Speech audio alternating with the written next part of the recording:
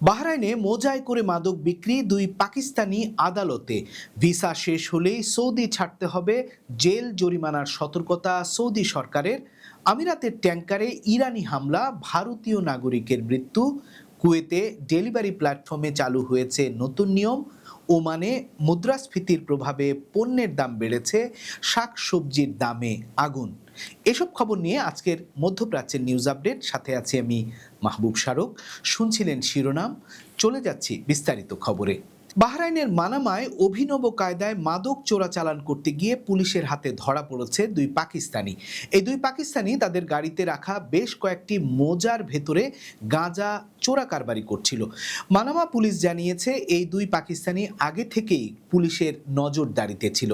তারা চলতি পথে রেড লাইট অমান্য করে গাড়ি টান দিলে পুলিশ তাদের ধাওয়া করে ধরে ফেলে। পুলিশ জানিয়েছে এই দুই পাকিস্তানি বেকার হলেও তারা বাহরাইন জুড়ে গাঁজা এবং অন্যান্য ভয়ঙ্কর মাদক আমদানি, সংরক্ষণ, প্রচার এবং বিক্রি করত। পরে তাদের বাড়িতে অভিযান চালিয়ে আরও মাদক উদ্ধার করা হয়।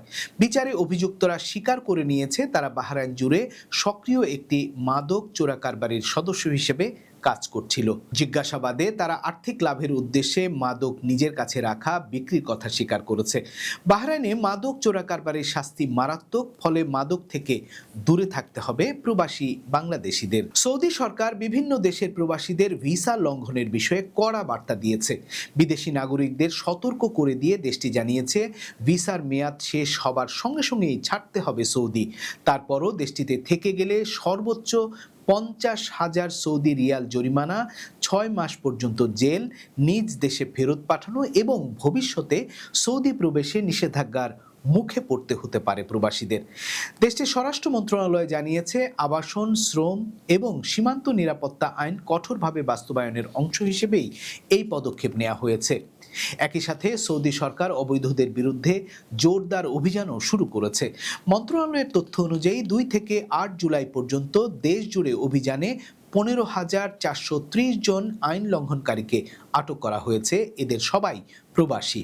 এর মধ্যে আবাসন আইন লঙ্ঘনের দায়ে 7,913 জন, সীমান্ত নিরাপত্তা আইন লঙ্ঘনের দায়ে 4,037 জন এবং শ্রম আইন লঙ্ঘনের দায়ে 3,480 জনকে আটক করা হয়েছে। যদিও এসব অভিযোগে আটককৃতদের সিংহভাগই ইয়েমেনি ও ইথিওপিয়ার নাগরিক, তবুও দেশটির ভিসা সংক্রান্ত ঘোষণার বিষয়ে সতর্ক থাকতে হবে প্রবাসী বাংলাদেশিদের। হরমুজ প্রণালীতে ওমানের জলসীমা অতিক্রম করার সময় আমিরাতের দুটি তেলবাহী জাহাজে ইরান ক্ষেপণাস্ত্র হামলা চালিয়েছে। এতে ভারতীয় এক নাবিক নিহত হয়েছে। এই ঘটনায় আরও 8 জন আহত হয়েছে। এর মধ্যে 6 জন ভারতীয় ও 2 জন ইউক্রেনের নাগরিক। খালিজ টাইমসের খবরে জানানো হয়েছে আহত 6 ভারতীয় নাবিকদের মধ্যে 4 জনের আঘাত বেশ গুরুতর। আমিরাত কর্তৃপক্ষ জানিয়েছে হামলার শিকার জাহাজ দুটি হলো আল বাহিয়া ও মোম্বাসা বি। হামলার পর 2 জাহাজেই আগুন ধরে যায়। সংযুক্ত আরব আমিরাতে ভারতের দূতাবাস এক বিবৃতিতে তাদের নাবিকের মৃত্যুর বিষয়টি নিশ্চিত করেছে। দূতাবাস জানিয়েছে আহতদের চিকিৎসা এবং নিহতদের পরিবারের জন্য প্রয়োজনীয় সহায়তা দিতে স্থানীয় কর্তৃপক্ষের সাথে সমন্বয় করে তারা কাজ করছে। আমিরাতের মিনিস্ট্রি অফ ফরেন অ্যাফেয়ার্স এই হামলার তীব্র নিন্দা জানিয়েছে। কুয়েত সরকার অনলাইন ডেলিভারি প্ল্যাটফর্মগুলোর জন্য নতুন নীতিমালা জারি করেছে। নতুন নীতিমালায় প্ল্যাটফর্মের কমিশন, বিজ্ঞাপন ও অন্যান্য চার্জ সহ মোট ফি অর্ডার মূল্যের 17% বেশি নেওয়া যাবে না। এজন্য প্রতি অর্ডারে সর্বোচ্চ 1 কুয়েতি দিনার ডেলিভারি ফি নির্ধারণ করা হয়েছে। কোনো ব্যবসা প্রতিষ্ঠান নিজস্ব কর্মী বা যানবাহনে পণ্য পরিবহন করলে প্ল্যাটফর্ম সর্বোচ্চ 10% কমিশন নিতে পারবে।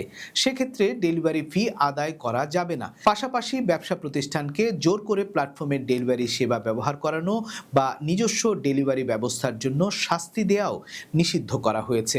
ভোক্তা সুরক্ষা নিশ্চিত করা, সুষ্ঠু প্রতিযোগিতা বজায় রাখা এবং ডিজিটাল বাণিজ্য খাতকে নিয়ন্ত্রণে আনতেই এই উদ্যোগ নেওয়া হয়েছে। দেশটির বাণিজ্য ও শিল্পমন্ত্রী ওসামা বুদাইয়ের জারি করা এই নতুন নিয়ম অনুযায়ী সব লাইসেন্সধারী ডেলিভারি প্ল্যাটফর্মকে 1 সেপ্টেম্বর 2026-এর মধ্যে নতুন বিধির সঙ্গে সামঞ্জস্যপূর্ণ করতে হবে।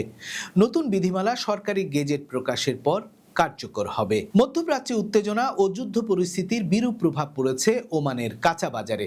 সবচেয়ে বেশি দাম বেড়েছে শাকসবজির দাম বেড়েছে 23% পর্যন্ত। দেশটির জাতীয় পরিসংখ্যান ব্যুরোর বরাত দিয়ে টাইমস অফ ওমানের খবর বলা হয়েছে, দেশটিতে চলতি বছরের প্রথম 7 মাসে মুদ্রাস্ফীতি 2.8 ছাড়িয়েছে, যার ফলে খাবার, বিশেষ করে মাংস, ডিম, দুধ, ফল, সবজির দাম উল্লেখযোগ্য হারে বেড়েছে। চিনি, মধু আর মিষ্টি, রুটি, শস্য দানার দামও বেড়েছে। হোটেল রেস্তোরাঁয় খাবারের খরচ বেড়েছে, তাছাড়া আসবাবপত্র ও গৃহস্থালী জিনিসপত্রের দামও বেড়েছে। তবে আশার খবর হলো মাছের দাম কমেছে। যোগাযোগের খরচ, তামাক, পোশাক ও জুতার বাজারে দাম গত বছরের তুলনায় তেমন একটা বাড়েনি। আবাসন, পানি, বিদ্যুৎ, গ্যাস ও অন্যান্য জ্বালানি খাতের খরচা খানিকটা কমেছে, যাতে স্বস্তি পাচ্ছেন ওমানের নাগরিক ও বাসিন্দারা। এই ছিল আজকের মধ্যপ্রাচ্যের নিউজ আপডেট। আল্লাহ হাফেজ।